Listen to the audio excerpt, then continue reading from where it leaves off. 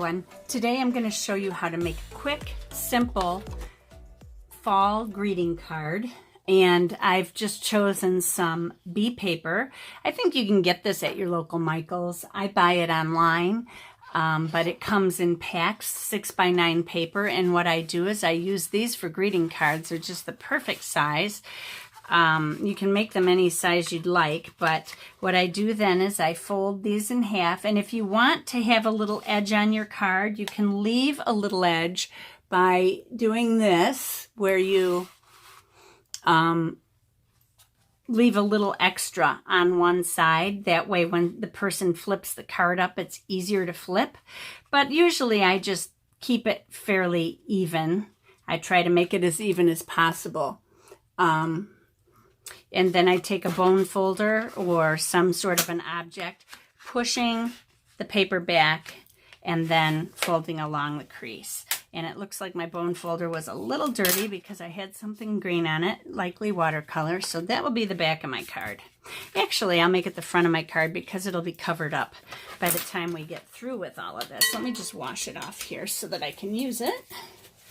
And it's got so much old glue on it, I need to take some Goo Gone and get rid of all that.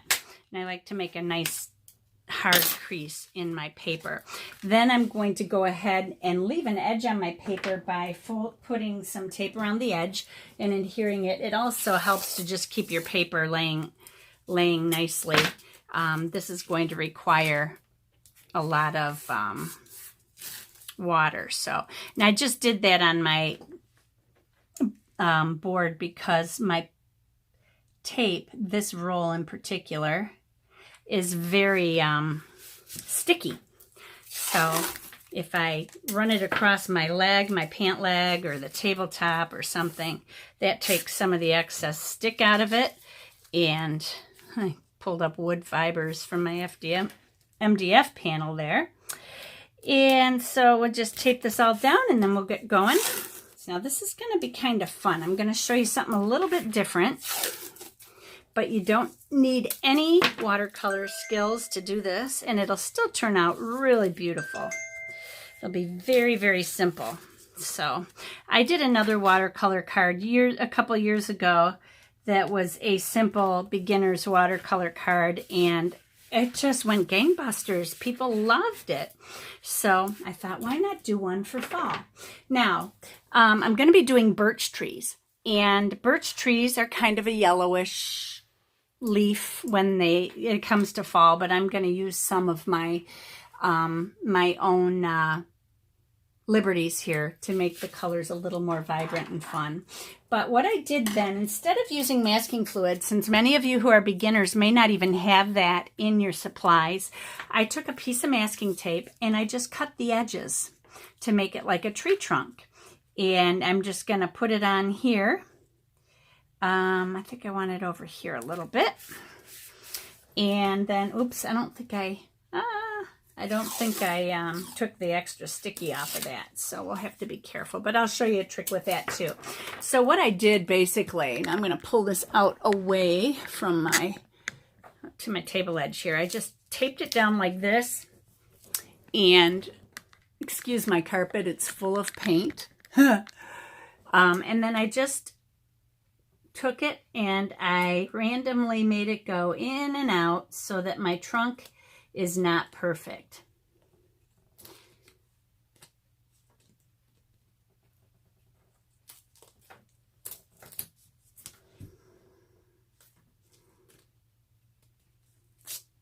Oops. Well,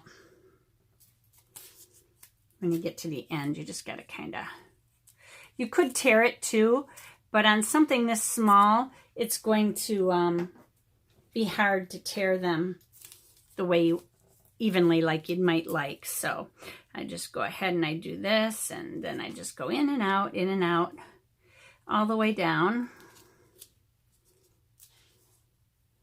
That one went out a little bit too far, so I'm going to bring it in a little bit here. I make them longer, and then that way I can choose what I want to do. In fact, you could leave some on for branches, but usually birch tree branches are they're only white when they become thick. So I'm gonna fix this a little bit. I don't like the way it looks. There we go. And I'll do one right here. I think I want a fatter one right over here. And then I'll do a couple skinny ones too. So you can go ahead and do these, and then we'll get started.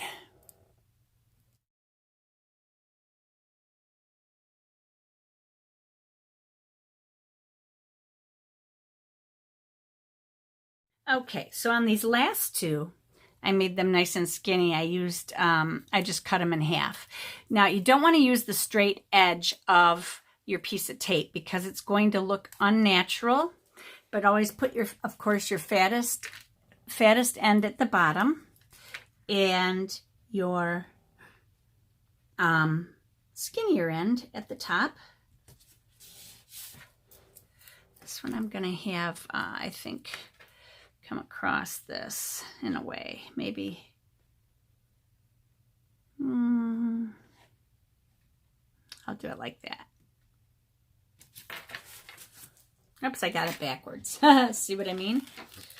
And it came off pretty easily because I've been handling the tape. Now make sure that they're stuck down. You don't have to have them all straight up and down. You can do them in whatever arrangement you want. And I'm just going to leave a little bit of space at the center so I can add more branches in at the end.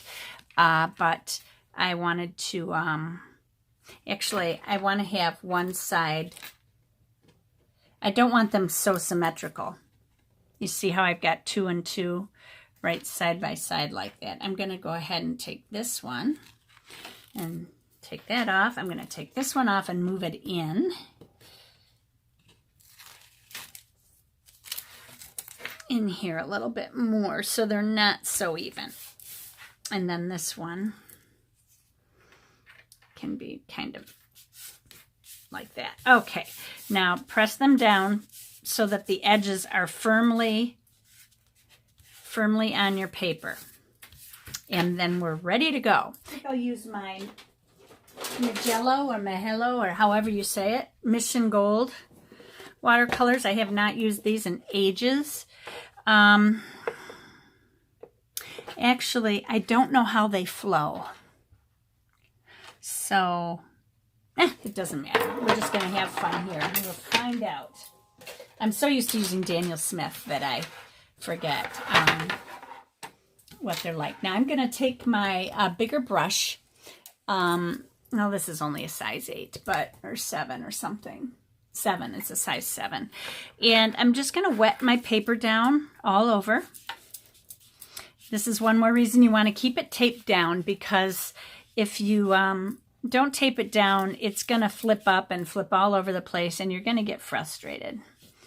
Then you just wait a minute until it soaks in a bit. You don't want it puddled, but you want to have a nice sheen on the paper. So make sure you have a sheen on the paper without puddles. I've got one here I'm going to take off. I just kind of tap my brush dry a little bit. I'll show you how I do that as well. I think I'm going to have to move my camera.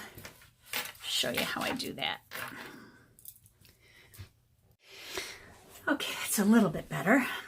And now I've got the paper with the sheen, but without a lot of bright or a lot of water puddled up here. Now I'm going to take a cool yellow, and what I mean by cool yellow is a light yellow like this, not an orangey yellow, but a regular yellow.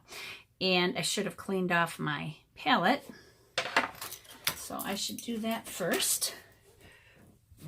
I often use a sponge too for dabbing my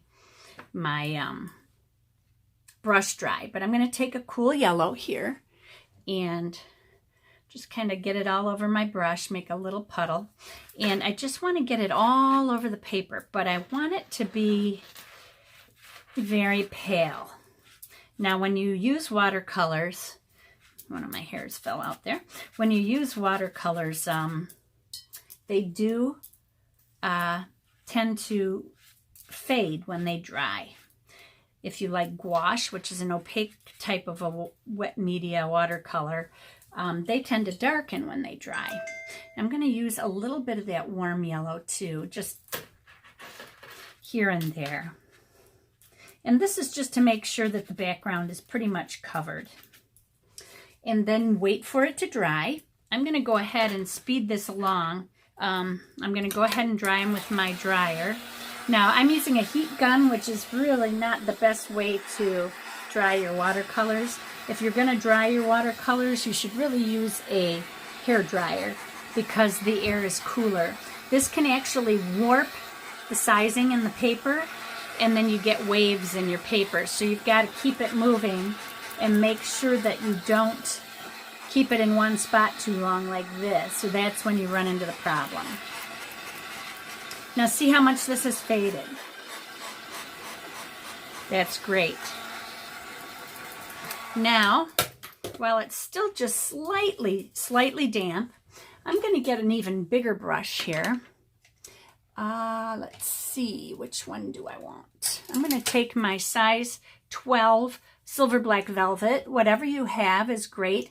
If you have something called a mop brush, these are nice to use for this technique. We're going to do some splattering. Gotta move my iPad back here because I hate getting it all over my keyboard. And I'm going to take some of that warm yellow in a more concentrated form. And if you want to mix the other yellow that was on your paper or on your palette in with that, that's fine. Just take that yellow and maybe take a brush or a pencil or something underneath it, and you're just going to tap, tap, tap all over and make some splatters. Now, my paper's still just slightly damp, so these spatters are going to kind of spread out a little bit. These are going to become the leaves of your painting.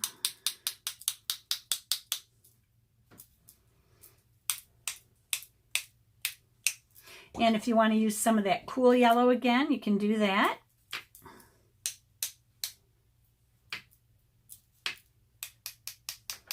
The harder you tap, the bigger the splatters are going to get like this. Doesn't matter. And now we'll wait for that layer to dry, or you can dry it with your dryer. And I'm going to go ahead and do that real quick. Okay, now everything's dry. Make sure your edges remain down on your tape before you apply more paint. Using any heat on your tape is going to loosen the glue, and your tape may want to lift. So just make sure that it's pressed down real well.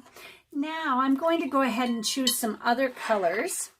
I'm going to use a yellow ochre, which is a deeper yellow. It looks like this when it dries. You can even use a little bit of greenish yellow if you'd like. More of an olive-y kind of a color for leaves that are just changing. Let me try that one first. Where'd my other brush go? There it is.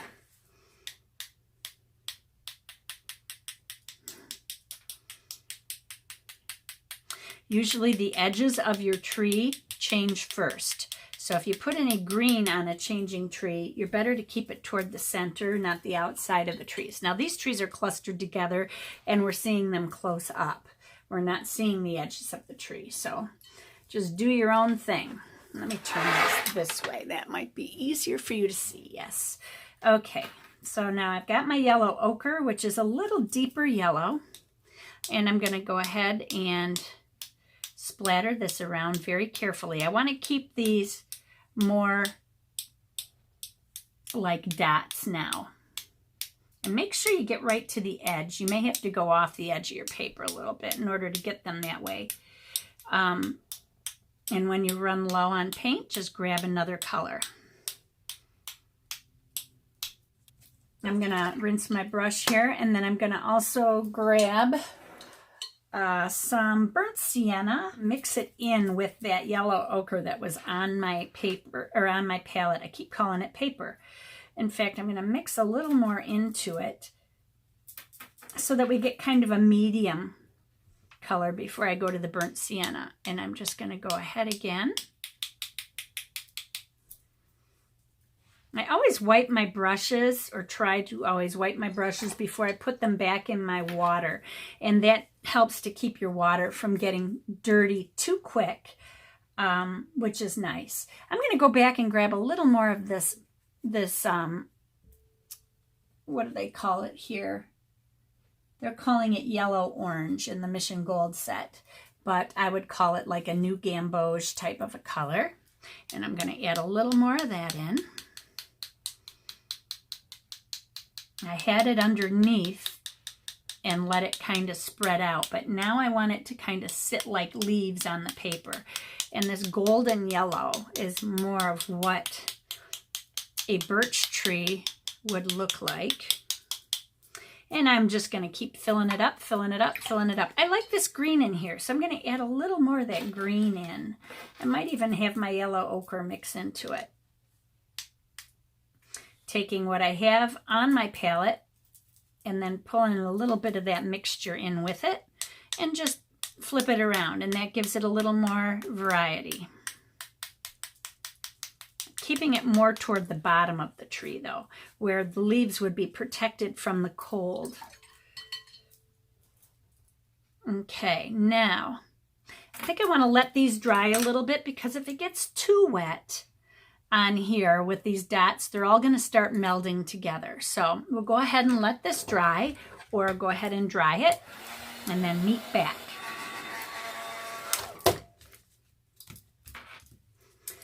Okay.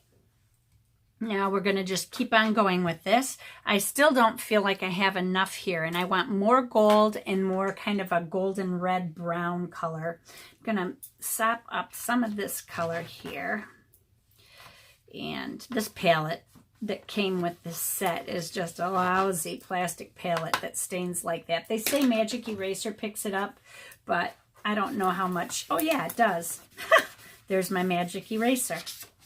Now I can see a little bit better. Whoops, except I'm getting my red in there. It does help to clean it up. What do you know? Magic Eraser, people. Use that to help clean up your palette. Okay, now I want to add a little more of the burnt sienna in, and I'm doing it completely on its own now. And I might take some longer splatters here and make them more like branches of leaves. You just hit it, tap it a little bit harder, and you'll get those long streaks like that.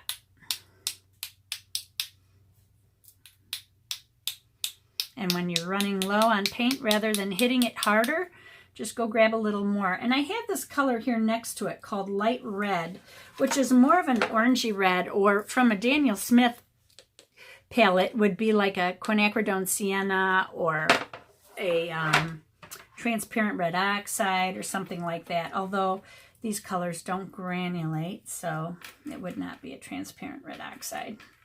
But I like this orangey color, so I'm going to add that in there. Okay, and then I'm going to go back and add a little more of the yellow too, that golden yellow that I liked. Really juicing up my brush for this, because it is a lighter color, and putting a lighter color on top of darks doesn't work well, but they're kind of taking up their own spot on the paper. So I've got enough of the light yellow in the background color that just got rid of the white of the paper. And I need, see, I'm kind of white up here at the top, so I'm just gonna try to get a little more up here at the top. And then I think we're pretty much set. I think that's enough. Now it looks like a speckled mess, but actually no, that's not enough. I want to do a little more. I'm going to use some red brown here, which is a little bit darker yet. I'm going to mix it in with that orangey-ish light red that I had, and I'm going to add that in there too. I just want to get some darkness in there for some contrast.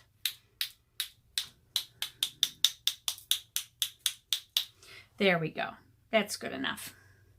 And if you're right-handed or left-handed, try to change the direction of your spatters from time to time, hopefully without getting it all over yourself, but I just got it on my face. I can feel it. Okay, so I think I'm all set, and I'm going to go ahead and let that dry, and then we can peel up the tape. Okay.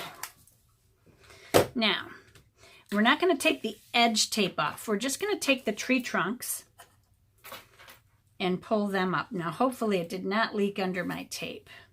I tried to push it down every time I dried to make sure I kept my edges well secured. Oh, so far so good. Looks nice and clean. There's a little yellow there, but that's okay. If you have a little underneath, it could be like leaves, branches of leaves coming back across your tree. We're going to want to do that anyway. So now if your tape is starting to peel your paper up, stop. You can try warming it with a hairdryer or something that'll soften the glue on the tape. But you shouldn't have any trouble if you kind of pressed it down before you taped it. Okay, so there are my trees. Now, we're not done yet. We're just getting started. We're getting on to the fun part. I'm going to get rid of this paint again here. And now I'm going to mix up a little bit of color. I want to take some gray. Do is use their black. And I'll just water it down. I can always add a little blue to it if it's a little too stark gray. But I think if I just water it down, that should be okay. It's nice and light. You want it nice and watery like that. Now what I'm going to do is take a smaller brush again. This is just a synthetic. It's a golden natural from Silver Company. Size 10, which is much smaller than my size 7 on my other brush. And I'm going to take that gray again, and I'm just going to make sure it's not too wet, but I want to kind of dry brush it across, which means it's going to leave streaks of white in different areas. Just like that. Let me zoom in a little bit for you, and you can see exactly what I'm doing here.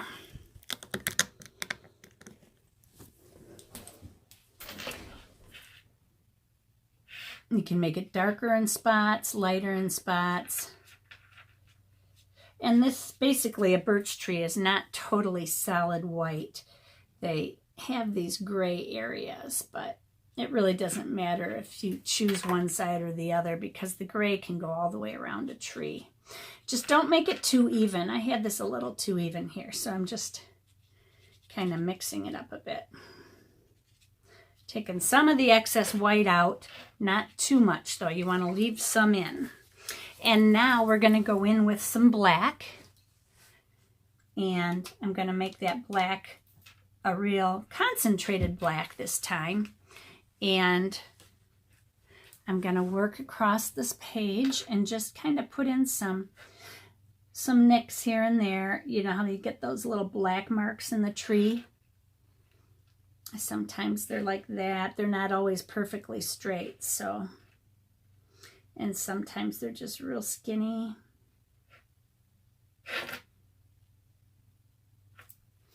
And then just do that all the way across. Now while that's drying, you can go ahead and put some branches in. I'm going to mix some of my sepia in with my black just to change it a little bit. And I'm going to kind of take some of these spots that are real thick, and I'm going to use them to my advantage and start a branch.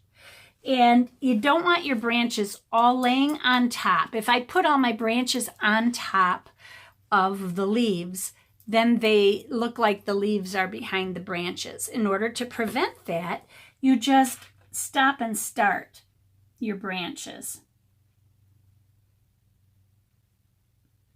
Like that. And that shows that the leaves are going in and out of your branches. Now over here, it's going to be a little harder to do that because you don't have a lot of space for it. But see, I did it right there. There's usually a dark spot on the tree trunk where the branch comes off. So If you have any yellow showing on your tree, like I just have one little spot there, I might have one of my branches coming off there that starts the leaves. So I might go like this and go right through it.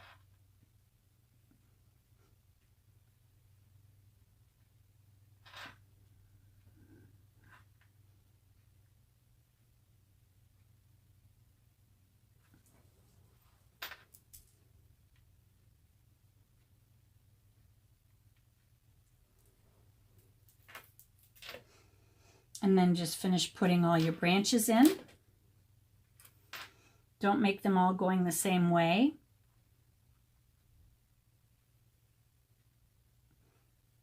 I have that one going behind the tree, so I want to consistently do that. So this tree comes forward and this tree would move back. That's a little too light.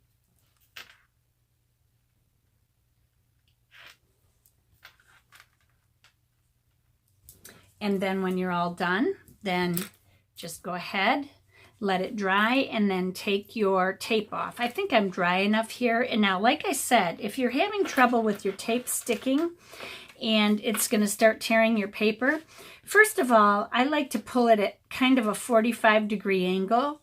That eases the tape off a little bit better. But if you're having trouble, then just go ahead and heat that tape right up. Like this, and then it'll slip right off.